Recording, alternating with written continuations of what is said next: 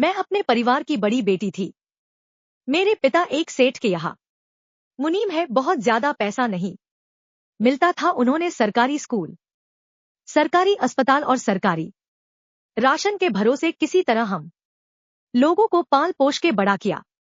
मेरे पिता ने अपनी पूरी जमा पूंजी से किसी तरह मेरी शादी रेलवे में काम करने वाले सुमित से करा दी थी। सरकारी नौकरी वाले दामाद के लालच में इस शादी पर 6 लाख रुपए खर्च हो गए थे। अब कोई बचत नहीं थी, क्योंकि परिवार में दामाद के आने जाने के दिखावे पर खर्च बढ़ गया था। पिताजी मेरी छोटी बहन सोनम को बीएड कराने के बाद नौकरी मिलने की इंतजार कर रहे थे।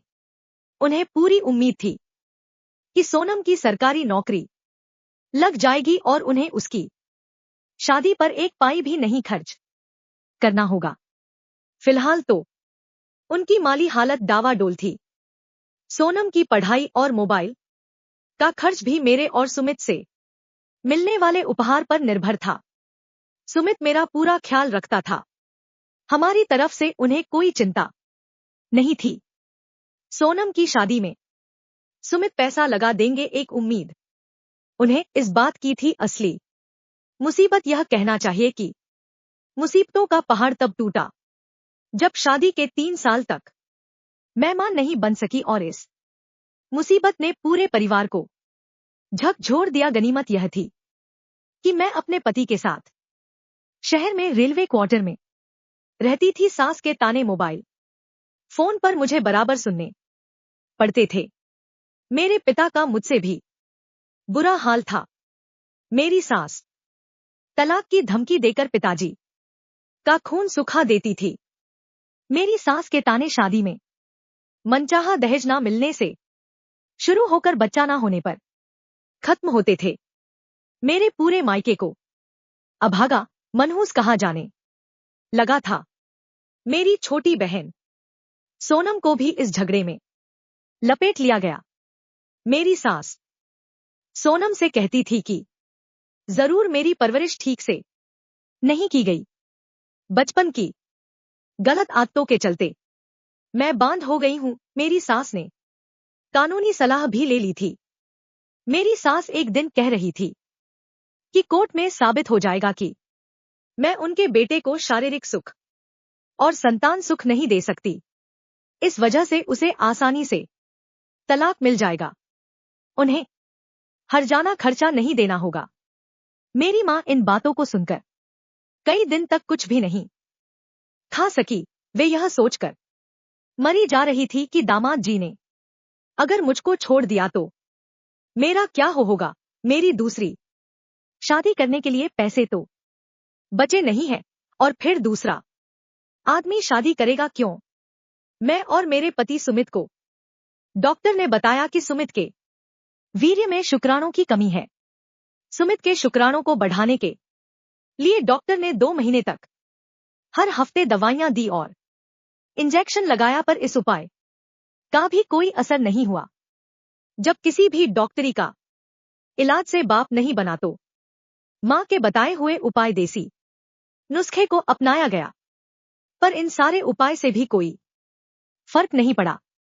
पति की पगार समय पर आए या ना आए, पर मेरी माहवारी ठीक 28वें दिन में आ जाती थी। हम पति पत्नी एक दूसरे को बेहद प्यार करते थे और एक दूसरे की कमी बताते नहीं थे। असलियत ये थी कि मेरे पति सुमित की सेक्स में दिलचस्पी नहीं थी। मैं पति को रिझाने की पूरी कोशिश करती थी, बिस्तर पर उनसे चिपक जाती, उनके गालों को चूम लेती, लेकिन सुमित पर इसका कोई खास फर्क नहीं पड़ता। इसके बाद हमने टोटके का सहारा लिया। मंगलवार के दिन हम पति पत्नी ने कुम्हार के घर जाकर पुत्र प्राप्ति के लिए प्रार्थना की और एक डोरी जिससे वह मिट्टी के बर्तन बनाता है मांग लाए। घर आने के बाद एक गिलास में पानी भरकर वह डोरी उसमें डाल दी। 1 हफ्ते तक वह डोरी उसी पानी में डूबो कर रखी। अगले मंगलवार को गिलास में से डोरी निकालकर हम दोनों ने वह पानी पी लिया और इसके बाद वह डोरी हनुमान मंदिर जाकर समर्पित कर दी। उस रात हम दोनों ने संबंध भी बनाए ताकि मैं मां बन सकूं। फिर 28वें दिन जब मुझको पीरियड नहीं आया तो सुमित दौड़कर प्रेगनेंसी टेस्ट किट ले आया, पर यह कोशिश भी नाकाम रही। 29वें दिन खाना बनाते समय मुझको पीरियड हो गया।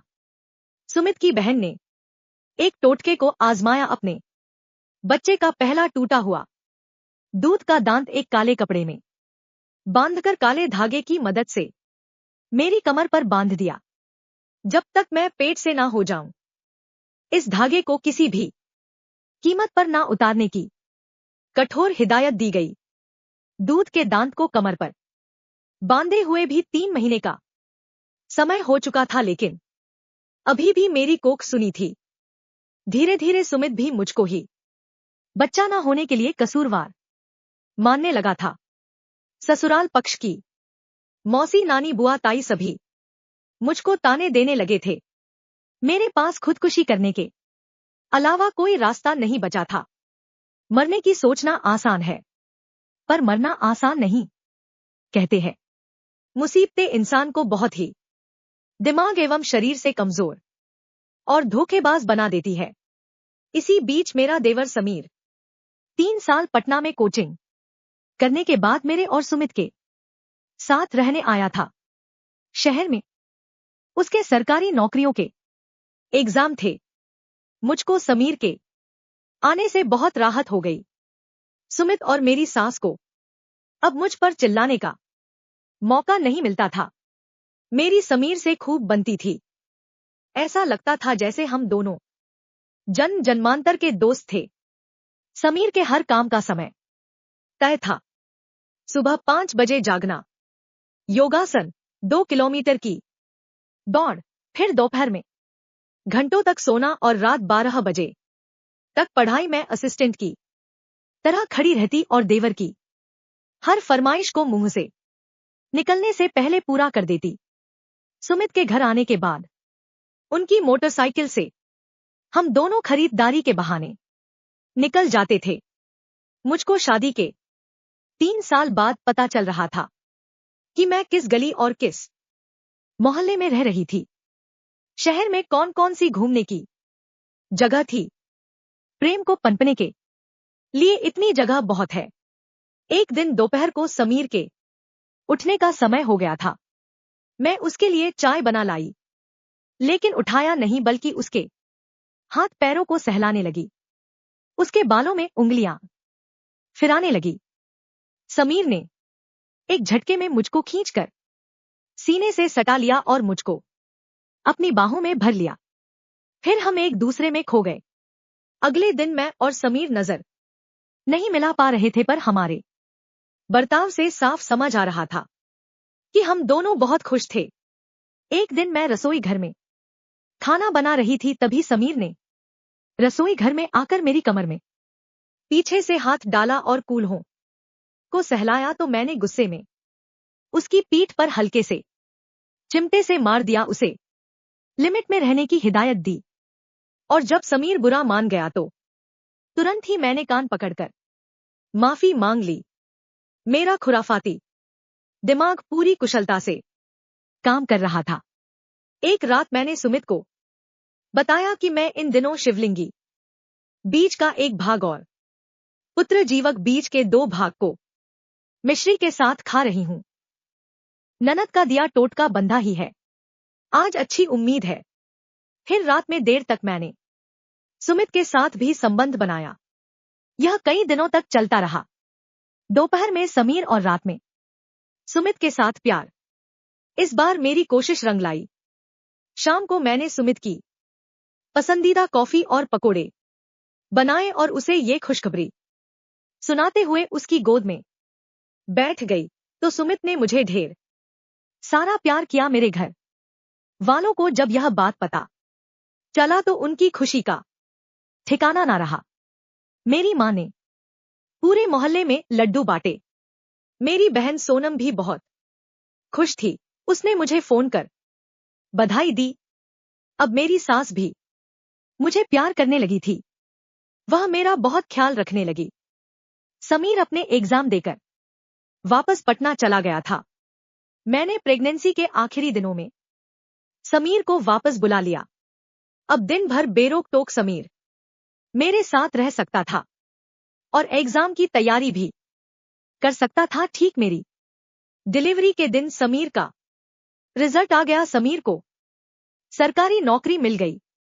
मेरे बच्चे की आंखें मुझसे मिलती थी, कान नाक ठुड्डी ससुराल के किसी ना किसी सदस्य से मिलते थे। मेरे सास और मेरे पति सुमित की खुशी का ठिकाना ना रहा। समीर के लिए एक से बढ़कर एक अमीर घरों के रिश्ते आ रहे थे, बहुत सारा दहेज भी मिल रहा था, लेकिन समीर ने लड़की देखने से साफ मना कर दिया। मेरा और समीर का प्यार ऐसे ही छुप छुप कर चलता रहा। फिर मैंने समीर को अपनी बहन सोनम से शादी के लिए मना लिया। सोनम को भी इसी शहर में नौकरी मिल गई है। हम दोनों परिवार एक साथ बहुत प्यार से रहते हैं। मैं दोबारा मां बनने वाली थी। मैं दिल से समीर की आभारी थी, जिसने मेरी जिंदगी उजड़ने से बचा ली थी। किसी का घर उजड़ने से बचाने के लिए गलती करना या किसी का जान बचाने के लिए गलती करना गलत तो है, लेकिन भगवान के घर में ऐसी गलती क्षमा योग्य होता है। अगर मेरे चैनल पर पहली बार आए हैं तो मेरे चैनल को सब्सक्राइब कीजिए ताकि आप लोगों तक मेरे स्टोरी वीडियो का नोटिफिकेशन पहुंच सके। मेरे वीडियो को लाइक शेयर कमेंट कीजिए ताकि आप लोगों के लिए अच्छा से अच्छा वीडियो बना सकूं। जय हिंद, जय भारत।